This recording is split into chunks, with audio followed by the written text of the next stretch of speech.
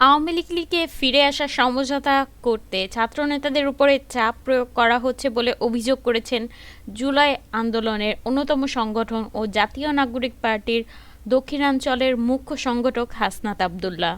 বৃহস্পতিবার ২০ মার্চ রাতে সামাজিক যোগাযোগ মাধ্যম ফেসবুকে দেওয়া এক পোস্টে বিস্তারিত তুলে ধরে তিনি বলেন, এই পোস্ট দেওয়ার পর আমার কি হবে জানি না। কিছুদিন আগে আমি আপনাদের বলেছিলাম যে রিফাইন আওয়ামী লীগ নামে নতুন একটি ষড়যন্ত্র নিয়ে আসার পরিকল্পনা চলছে। এই পরিকল্পনা পুরোপুরি ভারতের। সাবের হোসেন চৌধুরী, শিরিন শারমিন, তাপসকে সামনে রেখে এই পরিকল্পনা সাজানো হচ্ছে।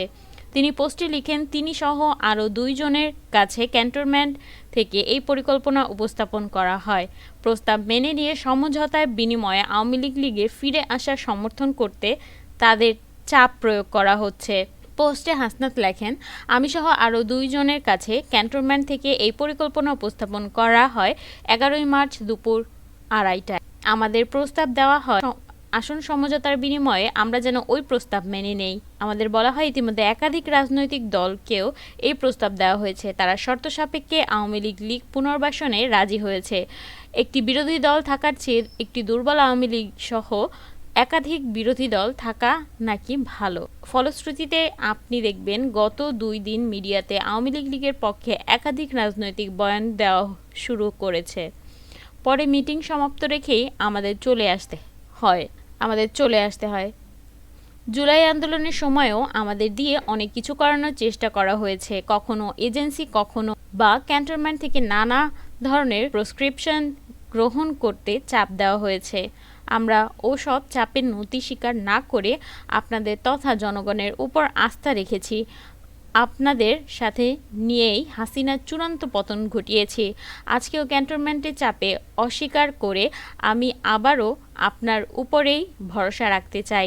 এই পোস্ট দেওয়ার পর আমার কি হবে জানি না। নানামুখী প্রেসারে আজকে হয়তো পড়তে হবে, হয়তো বিপদেও পড়তে হবে, কিন্তু আওয়ামী লীগ নিষিদ্ধের প্রশ্নে এ ধরনের আপোষ করার কোনো সুযোগ নেই। জুলাই দিনগুলোতে জনগণের স্রোতে ক্যান্টনমেন্ট আর এজেন্সির সকল প্রেসক্রিপশন আমরা উড়িয়ে দিয়েছিলাম। আজ আবারও যদি আপনাদের সমর্থন পাই, রাজপথে আমাদের পাশে পাই, তবে আবারও এই আওয়ামী লীগ পুনর্বাসনের ভারতীয় ষড়যন্ত্রেও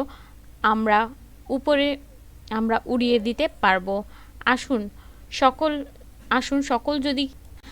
সকলকে পাশে রেখে আওয়ামী লীগের বিরুদ্ধে আমরা ঐক্যবদ্ধ হই।